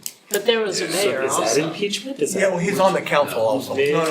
He's on the council. Oh, that's right, So it's that's not, right. he's not the same form That's of right. government as we are. He's on the tell council. me what you know about So that, they because can I'm do not that. sure. Oh, it wasn't a Follow that. strong mayor. It No, wasn't No. somewhere. It was a No. count. Yeah, that's same right. imagine. that's a big difference. Yeah, Yeah. good So point. yeah, they did. Oh, so it's a different Encourage mechanism than. to. Because there's part, he or she is part of the council. Yeah. Do this. Yeah. I don't know the legality, I just know it's different. This is something that we really are adamant about, and that is that anybody who reports some sort of harassment, there can be no retaliation against that person. That's it for that one. So, let me get out of there. Go to your favorite. That's the mayor. It's a question every time something comes up tonight. I know. We'll pick things out. So I'm gonna repeat my request from last year. Can we change the font? I remember that. I know, but I can't read it. It was my request last year. Unresponsive. I like blue too, I just. Tell me the color you'd like it to be. White's fine, like a white color font. It's way white. Oh, it's Someone blue with a background, but cataract white who doesn't- font. We can do blue background. Yellow just didn't with work either. Yellow It didn't looks work. fine up there, I'm just That's saying. like I can read up there, I just. Here, Yeah. Okay, the city council chair. There's a violation, be like, I wasn't able to read it. So. The chair is responsible to make sure that this is, and this is state law. State law requires this training. It's the council's obligation to make sure this training happens each year.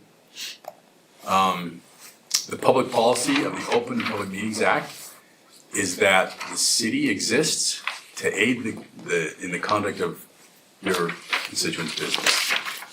And the intent is that the deliberations are open, that your actions are taken, your actions meaning your vote.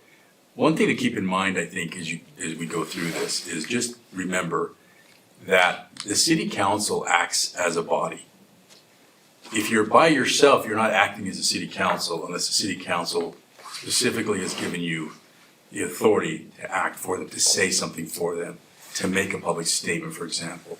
So if there was a public statement to be made, we would come as a city council, discuss it, and then Mr. Hawk would make that statement on behalf of the city council. If you're out in the public and you make a statement, that's your statement as a personal member of the city and not as a city council member. You don't want people thinking that you're representing the city council unless you truly are. So let's play with this for a second. Yeah. Let's say we got three of us to agree on a letter, like on some issue that we want to make a statement on. It's not the chair is part of the two, but you have three. Does that become an official statement because you have a majority of the council? It does. You could, yes. Yeah. And if the chair refused to make that statement, one of the three could make the statement. Okay. As long as you have a majority. Open refers to public observation. Remember, this time is your time to conduct business. what that means is the audience is allowed to come and watch. They can be explicitly invited to participate, or there are some statutes that require their participation in a public hearing or that allow that to happen. And then there's citizen comment period. We'll get into that tomorrow afternoon, but citizen comment period is come and have a talk. That's something we've done for many years. And so the main point of this is that as you're conversing with each other and discussing things, deliberating and taking votes, the audience gets to see that. They only participate if it's explicitly allowed. Can non-citizens make a comment in the citizen comment section? So we have not dealt with that yet. It depends, and when I say depends, there's not necessarily any guiding principle in Utah that says yes or no. The other states, a few states I've seen, they do have that. I think it is important for you to know if the person is a resident or not. So it tells you, it kind of informs your decision and how relevant and how much weight to give it. Resident and citizen are not the same thing. What's that? Resident and citizen are not the same thing. Yeah, I understand that. So Yeah, that's what I'm saying. Can a non-citizen make a comment? sure. So why do we call a citizen comment then? That is the tradition in Utah that is throughout every city that I've seen. We gotta consider the change there. Well, the problem is it's not, public comment is what. Code? What's that? Is it in code? So if we change it, it affects code? I will look at that and see, yeah. Yeah. This is pretty much what I have seen nationwide. I've seen different. I've seen some say public comment. I've seen citizen comment. Yeah. You could call it resident comment. But we've called it that traditionally forever, as far as I can tell. It's just it's a word that's kind of on fire right now. It's just a little touchy, so. We'll get into We'll it. look at it. Yeah, we'll get into it. Citizen is a, Yeah. Yeah, so Are you talking about if you're in a country without proper Right, papers, yeah. you're not a citizen, so Yeah. can you make a comment? oh, I haven't even thought of that. Questions. So what we're saying is you can't comment because it's for citizens only. Interesting. During an open meeting, can we invite a resident to, if it's not during public comment period? Yeah, If somebody's out there, Yeah, like let me let's tell say you this the- meeting right here. Yeah, let me tell you like- the pros and cons. You can. The problem you have is if you start that tradition, it's hard to stop it, number one. Number two, if you put out an agenda that doesn't have a public hearing for that agenda item, someone who may be interested and understands public hearings may not show up. That may have an interest just as equal to the person who is there. So when you take public information, what you're trying to do is inform your decision.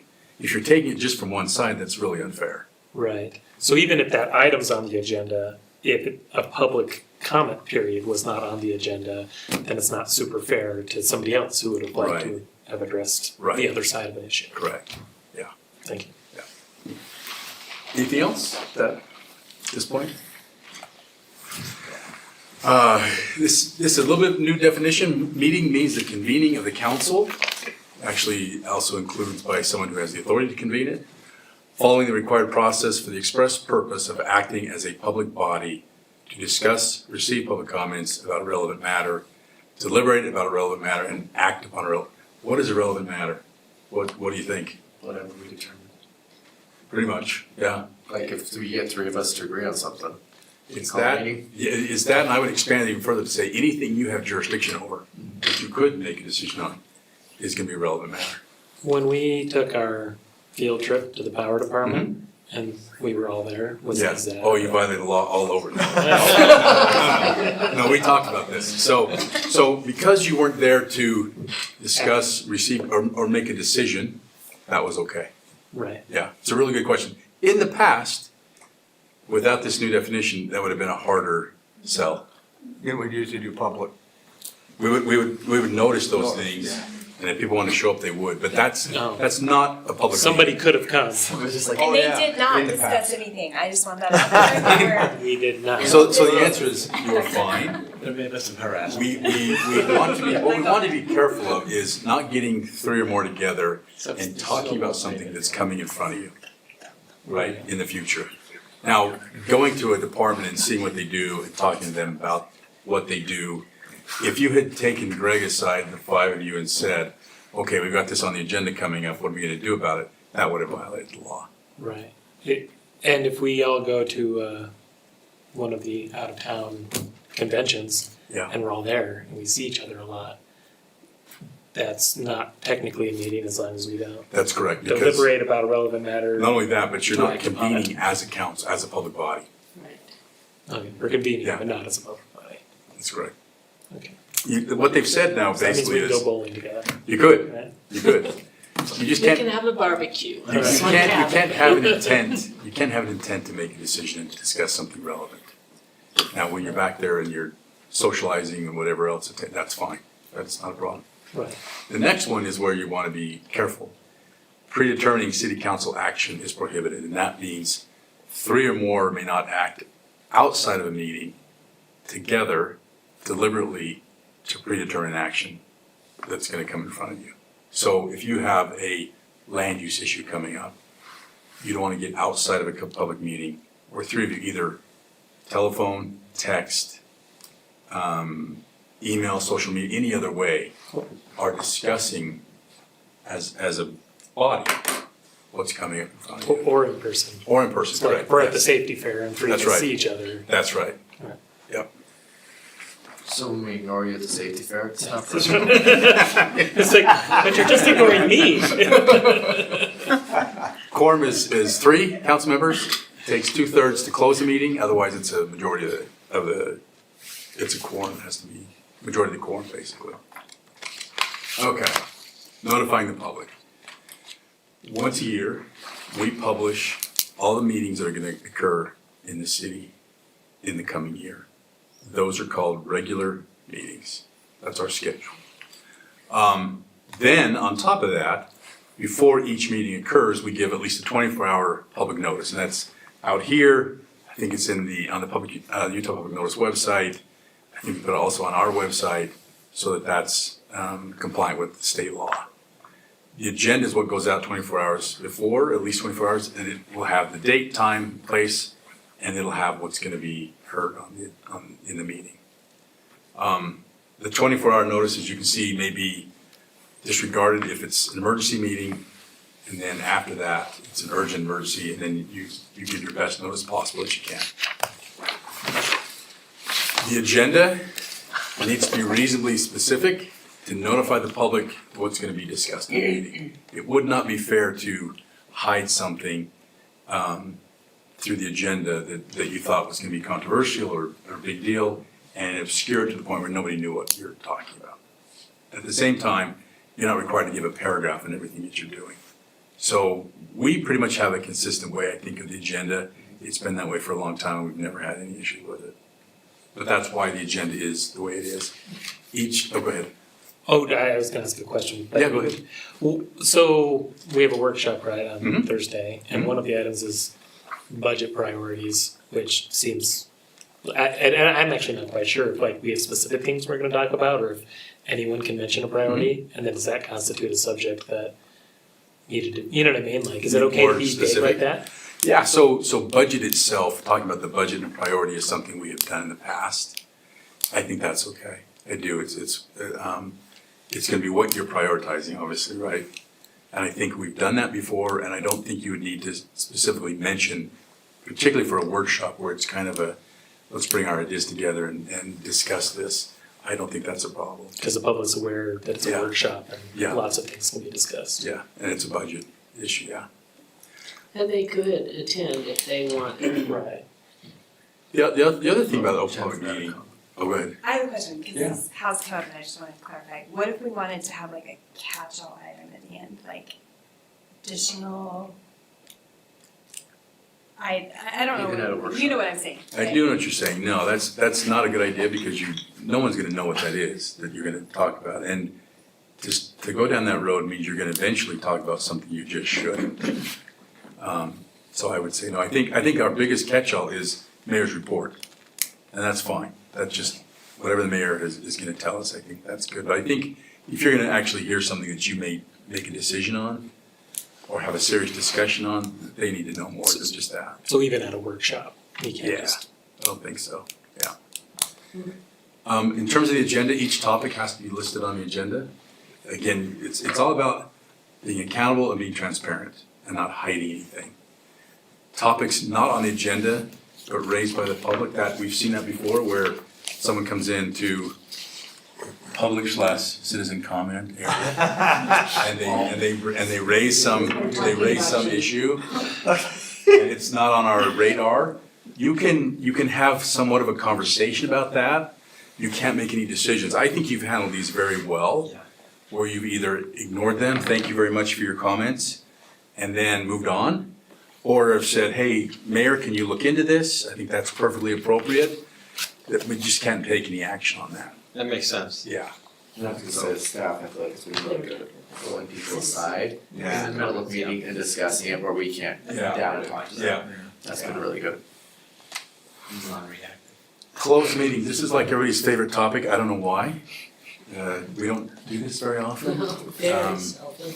Anyway, what has to happen is you basically have to start in an open meeting and then vote to close it. 2/3 of the council has to vote to approve it. Once you get into the closed meeting, you can't make any motions except to end the closed meeting and go back into the open meeting. So, you also have to have in the minutes entered the reason for holding the meeting, who voted for what, who voted for the meeting, and who voted against the closed meeting. Things that you just have, again, this is one of those things where the legislature has said, hey, there are some appropriate times when you just can't have a good, honest, fair discussion in public. It just wouldn't be right. For example, discussing the character, professional competence, or physical or mental health of an individual. We've never had to do that, but if you ever did, you wouldn't want that to be out in the public. Strategy sessions to discuss pending or reasonably imminent litigation, real estate situations. Another one that has come up, which I really am happy about, is you can discuss a proposed development agreement or project proposal, which is good to be able to do. So in that first one, Yeah. would you have to identify, like you go to the public meeting and you say, we're gonna have a discussion about the character, professional competence, or physical or mental health of person A here? Or do we just say, we're gonna talk about employee, elected officials, character, like, do we have to specify the individual? I would at least specify the position. The position? Yeah, Really? at least that I would. Well, and if they know it's for competence and Yeah, health, I mean, that gives people a pretty big clue as to Yeah. what we're talking about. it would. Yeah. What you really shouldn't do, and I think some folks do this, is if you were to hire somebody, if you were hiring somebody, you're not a hiring body, but if you were, you can't go into closed session to do like your interviews and to consider credentials and things. That's got to be in the open. But and again, the Open Public Meetings Act covers every public body. So there's some things we just won't see in the city council that maybe a school board would see, for example. So, and then sell a property, I mean, the reason for property, obviously, I think is pretty clear. You don't want somebody gaining advantage by knowing what we're gonna offer or what we're gonna sell for. You don't want speculating going on around what we're doing. So that makes a lot of sense, I think. Minutes, you still have to take minutes, recorded and detailed written minutes. Those are protected. They can be disclosed by a court order, otherwise we would not disclose those things. Now, who knows what a special meeting is? What's a special meeting? Meeting we didn't tell the public about. So it's anytime you have a meeting that is not a regular meeting. The regular meeting, remember, that goes out a year in advance, that's scheduled, it's published in the paper, or wherever we publish it. This is one that just comes up. It's not like there's something special discussed in the meeting that isn't discussed otherwise. It's just called a special meeting. And the key here is this. The key is that each of you get notice to that. That's the most important part. So we have on occasion held a special meeting. Jennifer will have a piece of paper that you signed saying you were notified of it. And the reason for this is you'll see 2 council members or the mayor could convene a special meeting. The idea is that 2 council members or mayor can't hold a meeting that no one knows about, or that one of you doesn't know about. You all get notice of the meeting, and that's the idea. Nothing necessarily special about it, just outside the course of our regular meeting schedule, that's what that means. And can things be voted on and motions be made in a special meeting? Say that again? Can things be voted on? Oh, yeah, it's a normal meeting. Normal meeting. So if you come down, for example, say, okay, we're going to cancel this meeting because of this conference, or we're gonna hold it here, and you decide that during the year, that meeting becomes a special meeting. Okay. Now, we've gone back also when there were several cancellations and just did another notice to everybody of all the meetings. Is that right? I think we did that, Yeah, if there's a lot, we'll just Yeah. update the meetings for the the year. annual schedule.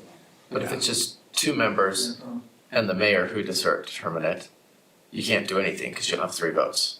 Right. Correct. But you could, the two of you There you go. could invite Councilmember Bolin Yeah. and leave the other 2 out because they're not voting in your favor, right? So for instance, we scheduled a meeting on March 24th. We are now not having that one. Yeah, We're it's a leaving special the 17th is now a special meeting. So can you walk me through that scenario again?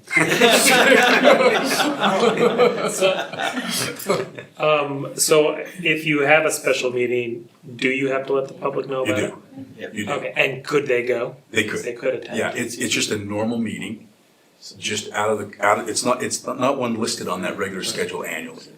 So when we have replaced council members to fill a special vacancy, those have often been special meetings. Yes, at times. Not that we ever have to do that. No, and then the reason for that is we have a time limit to do that in, right? Right. And if we don't have a scheduled meeting within that timeframe, Not what we it's have to saying, hold no. a special meeting. Yeah. But that's what it There's sounds nothing like. else It sounds that's like different we're between special and regular, No, it's except just that the the regular shows up annually, and the special does not. Well, okay, he Because we just didn't can anticipate it. Right. council members. Can you do a closed meeting during a special Meeting meeting? has to be public, period. Yeah. That's law. But she would still give a 24-hour notice to the public like every other meeting, so that they know that But it there's says gonna 3 be- hours there, doesn't it? The second bullet point? Well, at least 3 hours, yeah. Yeah, I should do that in a different color so it's more legible, shouldn't I? Huh.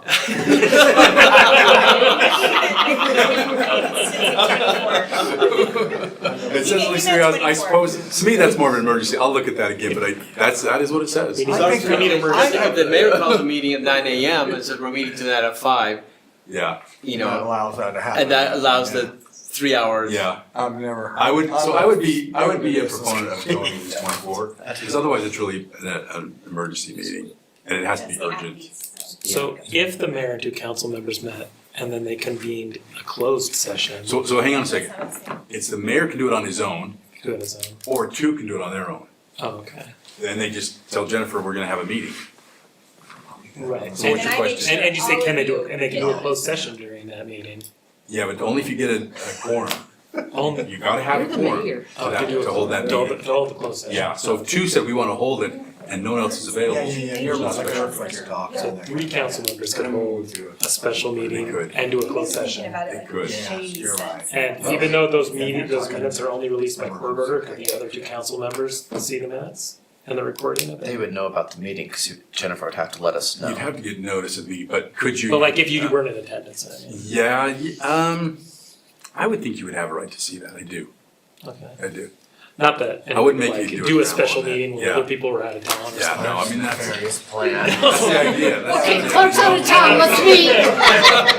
I'm trying to avoid that. Boy, we just went down the wrong road, didn't we? Yeah. Anything else on special All right, we're meetings? getting punchy. Okay. Good conversation to have. Emergency meetings, I hesitate to go down this. What scenarios can we come up with? So you have to attempt to notify everybody.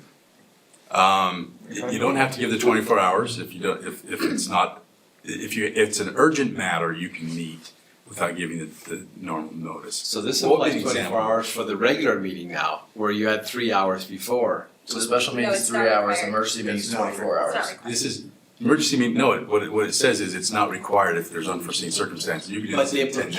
implication is Yes, that the other one requires 24 hours. Well, it says 3 hours. Right. I'm not trying to be an attorney it to is an 3 attorney, hours. you know, but. 3 hours is right. You know, That is right, I got that right out of the statute. yeah. But I would not think that you would be, I would think it would be more emergency than special if you really it seems like it's backwards, but you know, who am I to? No, what this one says It is Utah. This one says the normal 24 hours isn't required. Exactly. An emergency. But implies that it is required. It's not. That's no implication at all. It says specifically. If the it's normal not. 24 hours notice is not required, the implication is that it is required somewhere. Otherwise, it would Oh, not yeah. say the normal 24 hours. Regular meetings. In regular meetings. 24 hours, yeah. Yeah. That's all I'm asking. Yeah, that's correct. Yeah, you give the best, Wow, that was weedy. best notice you can give. I love stuff like that, sorry. It's like going, I'm in the weeds, I'm out the weeds. I'm in the weeds now. Next topic is electronic meetings. This really came to light during COVID. If you have an anchor location, that's an authorized place, that would be like this room or that room. But you have to have already adopted a resolution or an ordinance, which we have. Without an anchor location is where the chair makes a determination that it's just too unsafe to be at the anchor location. Chair makes a determination, all that stuff that comes into play if you're gonna do one of those. And that, of course, again, COVID was the only example I have for that. If you had, I suppose, natural disaster of some sort, you would probably be getting going through an emergency meeting, or an electronic, I'm sorry. Now, enforcement of this whole thing, disruption of meetings, just so you know, if someone is extremely disorderly, they can be removed. Whether that's a council member. I can go.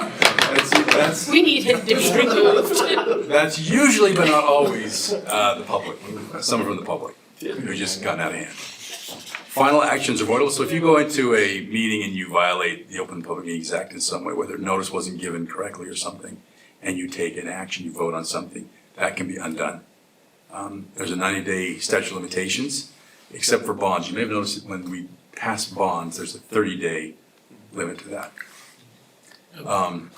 And somebody would just talk to you if they thought that there was a violation, or They could talk to me, but it would be, I'm not the one who do that, they would go to court. they'd have to go to court Yeah. within 90 days? Mhm. to file? Yes. Public enforcement can be by the Utah AG or the DA. Private enforcement, a person can commence a suit in court to compel, as you see up there, with or enjoin violations of this chapter. And then closed meeting violations, they're more adamant about those, which is, that's a Class B misdemeanor if we violate that. So we definitely don't want to do that. We have heritage and transparency. Utah was the first one to pass the Sunshine Law back in the day. I will say that I think that Murray has done a fantastic job for many years, being transparent, being open. I don't really have any concerns about this. I think we do a really good job. What is one of the lowest, like, closed meeting rates in the state? Yeah, when they looked at that a few years ago, I think we were like, it was either 4% or 4 total compared to everybody else. Yeah, I mean, we were like at the top. Yeah. Yeah, we just don't do that. Any questions on this one? If you give me a color scheme, I'm happy to follow it. Just white. White font is perfect. I can read it just easily. We'll get you the stuff. You can keep the blue background. It's great. All right, Blue's back. All right. Just a I white hear it. font. The font is too light. I like how it was defined as 4 years old and over was for old. It's like, oh. All right. I have Thanks. a Yeah. question, it's not that though, can I ask it? Is it on the agenda? I was waiting for somebody to say it. No, it's about grandma. Ask me the question. Okay, what I'm wondering is what of our records, our phone records, our Council records. email, you know, Yeah. that has to do with council issues. Okay. What does grandma what role does grandma play in that? So anytime that there is a record that's created or possessed by the city, one of you, that is related to the city's business, that could be requested. So if you were texting, for example, about some ordinance or something, that's the public's business. Somebody could request those texts. Or if they thought we were, but we weren't. Correct. They could make the request. We'd say they don't exist, sorry. No record to give you. Okay. So that would be you, Yes. who get a copy of our text, you'd go through them and go, Correct. yeah, there's nothing on there about that. or there's a bunch of recipes on Or you would stoves just, or yeah, something. exactly. Eggs. Or you would just say to me, I didn't text. And I'd say, then we don't have a record. Yeah. And that's only between employees, like if I texted my spouse about a city issue, is that grammable? That's probably not public business unless your spouse is your advisor. Like official advisor. So no, I don't think that would. Official advisor. There wouldn't, I don't think that would be an issue. I think the issues are when you are talking to others about business of the city that also have other council members, other staff. I think that would, anything you send me is not gonna be, I won't release it under grandma, because we have an attorney-client privilege that way. What if it's your personal phone as opposed to your? Same thing, if you do public business on it, then that could be something that would be, we call it grammable. It could be recovered in grandma. Even if it's your personal phone? Yes, yes. And if it's between you and a citizen, that's, even though they're asking their representative about city business, that's not grammable? It is. That is. It is, yeah. Yes. Oh. Yeah, it is. So anytime you discuss city business. Even Yes, if it's yeah, on pretty your much. personal phone? So stop talking to the citizens. Just be careful what you say, that's all. Just know that it's all public. We have not So your gotten, spouse is a citizen though, theoretically. yeah, I guess if you're talking, she's saying, hey, can you change this ordinance? That probably Then could that be. could be. Yeah, probably could be. I've never heard Well, and we had some issues with that. And we were found in violation. What issues? That was the one, oh my goodness, How long ago? help me with this, remember? Tell me a little bit more. We were sued. Over grandma? Are you talking about the old Shoot. Carnegie Library property? Yeah. So the only lawsuit I'm aware of, That we lost that. You know, Part of it was because of Grandma? grandma. the only one I'm aware of where we got actually sued, when they say sued, the grandma process is they submit a request. If we deny it, it goes to the mayor's office. If the mayor denies it, it goes to the state. And if the state denies it, then it can go to court. And the only one I'm aware of that I can think of off the top of my head was a resident asked for all internal affairs investigation results. And what the law is you can't have those that are unsustained, but you can have sustained records. So for example, if somebody is accused of some wrongdoing as an officer, they have an internal affairs investigation. Oftentimes, most of the time, those are not sustained. But when they are, that letter that goes to the officer could be discovered by, could be requested, and we would have to do that. And that was one that we did go to court on, Yeah. where they were unsustained. And we said, we don't want to give those out. They said, you gotta give those out. So, yeah, how fun to be an elected official. All right, Questions, comments? thanks, Jill. Thanks, Jill. Thank you. Appreciate All right. that. Now we're on to our last item, which is legislative updates from Diane Term. GL, I want you to comment on anything because you're very aware of what's going on, and so anyway, there's some interesting stuff going on, and I think probably most of you are aware of it, right? Because you also pay attention, and do you watch the? Yeah, Clark was commenting. Yeah. I know, that's right, I love it, comment. Yeah, so what I would like this to be is more of a discussion rather than a report, because we're all aware of what's going on. And if there's something that you want me to pay attention to, you know, if there's a way, because we have 3 voting members, the mayor, GL, and myself. And so if there's something you believe in very strongly or are concerned about, you need to let us know and let me know, because Is this the ULCT email we get every day with the legislative Yes. updates and that? Yes. Those are fun. Yeah. read Yeah. it. Yeah. Are you watching them too? Yeah, yeah, yeah. Yeah, see, The so, fellowship, sometimes so, they're scary. yeah, sometimes they are scary. And so, anyway, so I want these reports to be more of a discussion. And if there's something that I've missed, please let me know, okay? So, this is the number of bills that we've got. This is a comparison of other years and what we've currently got, if you wanna pass that around. High. They are. They're very high. There's a bill to control the number of bills. Shut up. Oh, I said that, and I was joking. It really is. It is. I was totally kidding. I said they should have a bill that. Well, there's also a bill to make Android the official phone of the state. And I just got a text that there's another one coming that will be numbered tonight, this evening. I just got a text from somebody that was About? looking at. Yeah, This Jill Colford, Koford, she was said that she wasn't going forward with the House Bill 161, but they're still going to watch it. property tax modifications. Yeah. Wait a minute, was she the really bad bill? And then and then they were saying the gas tax bill will likely be numbered this evening. The newest version is less agreeable. This is creating friction with neighboring states, especially Idaho. It's kind of a fun one to watch though. I love watching this. I mean, it's like, The Taxpayer Bill of Rights, that's the really bad one was. Yep, so there's the SB 97 property tax rate amendments.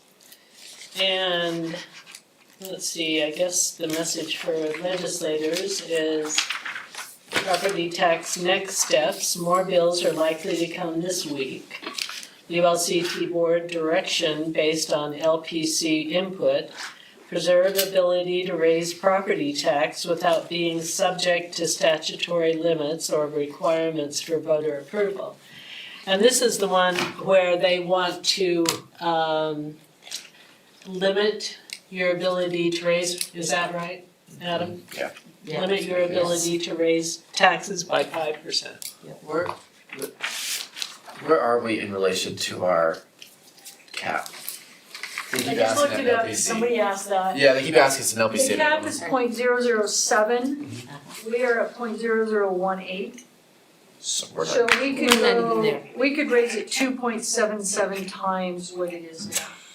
270%. so we're not close. But That still, includes the library. Okay, that's good to know. yeah, but still, I mean, I don't think they have any business telling us a lot of things, but But he said it- particularly, I think Cam said in that meeting, they're probably gonna pull the cap out of that bill, yeah. is what McKay's thinking, Yeah, which hopefully, makes it better. Still not great, No. but it's better. no. And that affects our bondability, I was reading somewhere, like the. yes. Yep. Mm-hmm. Yeah, Because we can't, like, one of the incentives for a bond is that we can raise taxes to always make sure we can pay off our bond. Right. This limits our ability to do that, and so now the bond becomes less secure. Less secure, less desirable. Yeah, it's a little bit more risky for them. right. So they're hoping the state should understand consequences and impacts on cities and towns of changing the value of the primary residential exemption and of the property tax process as a whole. They're hoping a lot. I know, most of them have no idea. So, anyway, okay, now, property tax So, modifications, that's yeah, SB we hope, okay, 971. somebody explain to me this 200% in McKay's bill, that of like growth, we can only, yeah, what was the 200%? I wasn't. Me too. Okay. I was listening to that going, I don't get what they're trying to legislate here, that like 200% we can, They're like talking about growth. property tax increases and new growth.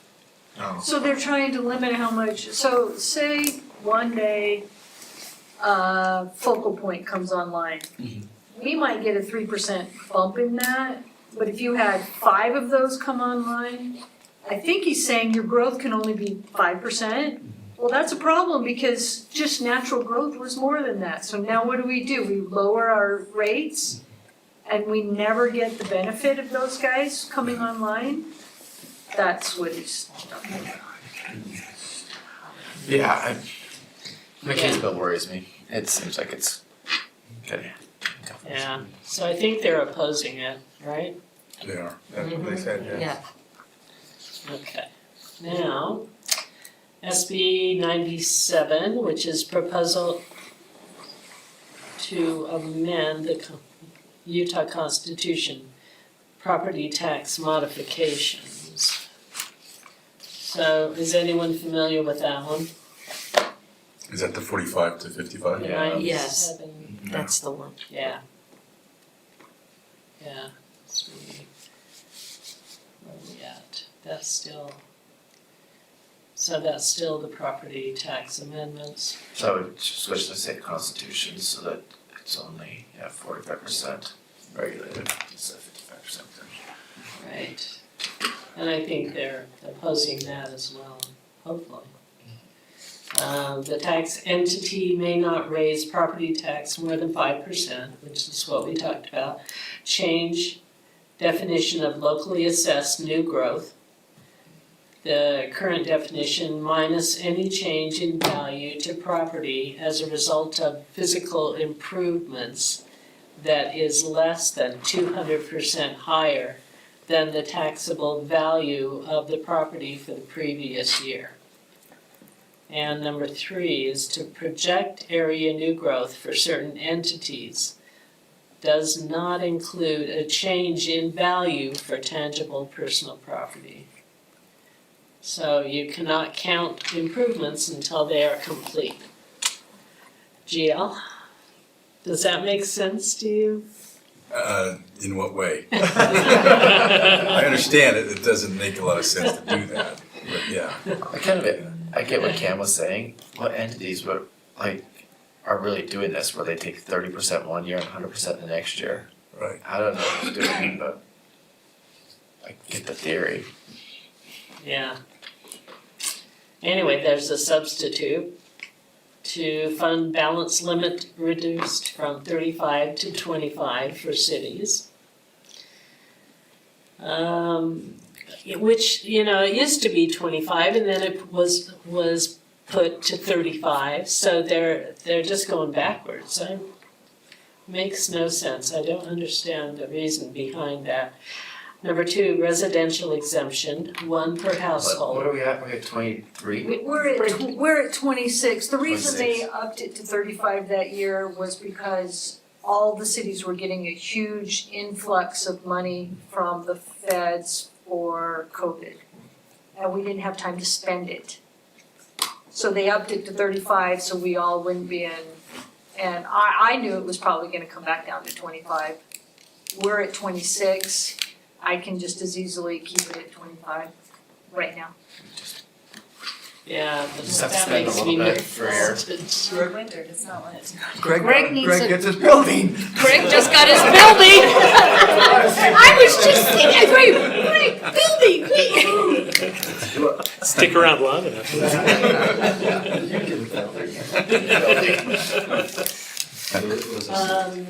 And then 3, property tax cannot be in reserve fund for capital improvements. 4, certified tax rate won't include interest from investment. And I'm not sure what that means. Brenda's over there going, Do you know what that means, Bill? Oh, that's it. Okay. Anyway, that's SB 97. All right, now, property tax modifications 161, that requires a constitutional amendment. Currently, a primary residential unit is taxed at 55% of its value. House Bill 161 would tax a primary residential unit at 40% of its value. The intent is to reduce tax burden on homeowners and maintain revenue for taxing entities. like businesses. right? Yeah, Yes, That's the idea, more on business. it's less on businesses, and less Which on means- residential, and that's their focus. We just is pay for it in our to keep it- groceries instead of our. which they'll increase all their services for that. Right, Yeah. I mean, we get it one way or another. And I was just told that bill was off, but they're still watching it. So, yeah, it says the position is pending. Yeah. So, if you don't like it, well, That was when we checked earlier, the position was pending. That was earlier. yeah, It's been 3 hours since we looked at it. exactly. So we don't know now. Okay, and then there's truth and taxation amendments, there's the Utah Taxpayer Oversight of Government Spending Amendments. Are you interested in any of those, or do you want to discuss any of those? Anyway, so taxes and, having the taxpayer not pay as much in taxes, which I don't know. They wanna determine all that. They wanna make those decisions for the cities, of course, that's what they do. And then the charter school amendments, I think that's one that we're kind of all interested in. That's the. Kelly Tioli is keeping us updated she with said- Yeah, she emails. is, she's doing a good job. She's really on top of that. And the position is still pending on that one, Do try not I to mean- negotiate it. yeah, Yeah, so, now that currently isn't both us and charters have first right, and so. The cities have been added. Currently, Yes. currently Yeah. just cities have it. Yeah. This bill would add With charter. the charters. They actually wanted to have charter have primary, and now it's like right, we now can we compete have with each equal. other. Yeah, it says eligible entity and charter school each have first right. From my understanding, a lot of school districts don't like the cities they work with, so it Yeah, might be they a don't little work with. There's big that. as they're going at it. Yeah. So we have a good relationship, but other cities and school districts might be a little bit more adversarial. District consideration includes the community benefit. I'm not sure about that one. Anyway. So that's what Jennifer and I decided was the most important things. If you guys have anything to add, since you're all monitoring it, please say So it. do we have to, they talked about the WUI map. Do we That have doesn't to, apply to us, we're, so we're okay on that WUI map? So We far. don't, oh, So far, Joey's back there just gave me a thumbs up. Because they were talking about lines and this and over here and if you're there. I just wanna make sure that we're okay with our WUI map and we're okay. You guys are squared away in the city, no worries in it. yeah. Neighboring, if you live up on the hills, different story, You're but right, Murray's good. okay, perfect. Anything else? Anything you want us to follow closer, or it seems like you're all Oh, what about the library line on our property taxes, how it was included with us? Is that being looked at or what, I know Brenda, you were working with you. do you I know haven't what's, seen the bill yet, but I've seen language that's supposed to be coming. That's what I've heard. the bill Salt Lake is City's changing. addressing it. oh, Salt Lake County's addressing it? Salt Lake City. city? Oh, And Salt Lake City, They were in the same boat we were, which was a blessing because they're huge and they're listening to them and we're piling on. okay, Yeah. all right, I was just curious about that, Oh, cause yeah, Salt Lake I City. haven't, I just remember that the property tax thing Yeah. notice and they were combining and I just was curious if that was being brought forward, and it is. Thank you, that's wonderful. And let me know if there's something you feel very strongly about that you want me to be aware of, or, that you want us to, or you have checked into it further and just let us know, right, GL? That's right. That's Right, Mayor? Yes, absolutely. Yeah, so, anyway, this is fun. Only one to go. Okay. Alright, then with that, we are adjourned. Oh, you know, Joe Park.